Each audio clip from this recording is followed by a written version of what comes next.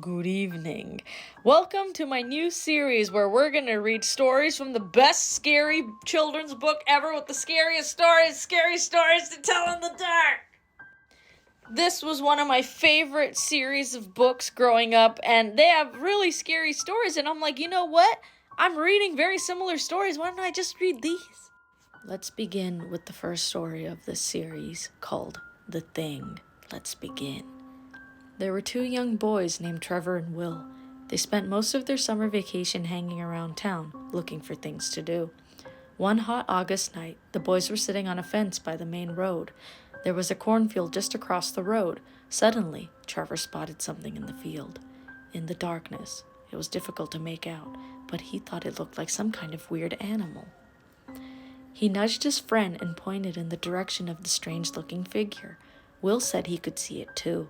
He wasn't sure, but mysterious thing seemed vaguely human. The next thing they knew, the thing was gone. The boys craned their necks and scanned the field with their eyes. Out of the blackness came the thing. It slowly walked over to the edge of the field before disappearing again. Trevor and Will looked at each other, puzzled. "What was that?" asked Will. "I have no idea," replied Trevor. No sooner had he said that than Trevor felt a clammy hand on his shoulder. He turned around and found himself staring directly in the hideous face of the thing. He let out a yell out of terror and surprise. The rotting skin on the thing's face was coming off in places, revealing the bone underneath. For a moment, it just stared silently at Trevor with its dark, sunken eyes. Then it suddenly grabbed hold of his arm.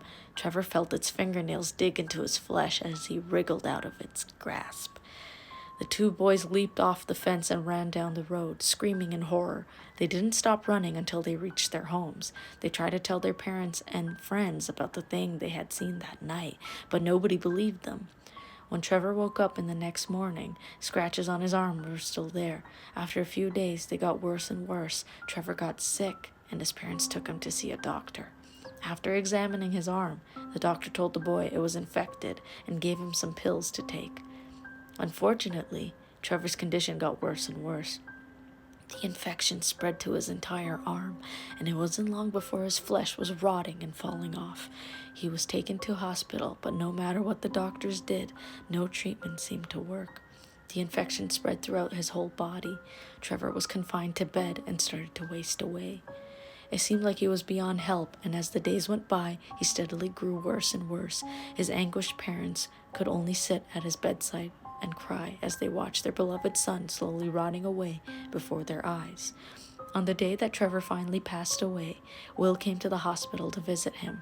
When the boy walked into the hospital room and saw Trevor lying in bed, he was horrified. His friend looked exactly like the thing. I hope you enjoyed that story. Stay spooky and get ready for the next story next time. Bye. If you guys like this series, please let me know because I love this series as a kid and they have the best stories. Might as well read from them, right? So this is a new series that it's going to be all stories from Scary Stories to Tell in the Dark. So I'll make a playlist too.